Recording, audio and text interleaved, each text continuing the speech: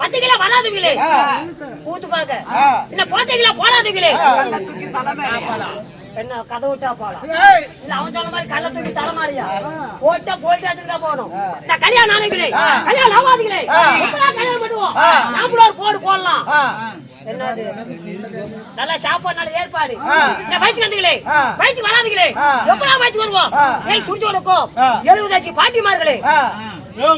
பெருக்கம் கிடைக்கும் நல்ல ஒரு நம்ம சோத்த போட்டு ஆயால பெருக்கம் கிடைக்குது நீ எப்படி பிறந்த உன் பொண்டாட்டி எப்படி பிறந்துச்சு உங்க அப்பா எப்படி பிறந்துச்சு உங்க அம்மா எப்படி பிறந்துச்சு உங்க பிள்ளைங்க எப்பரா பிறந்துச்சு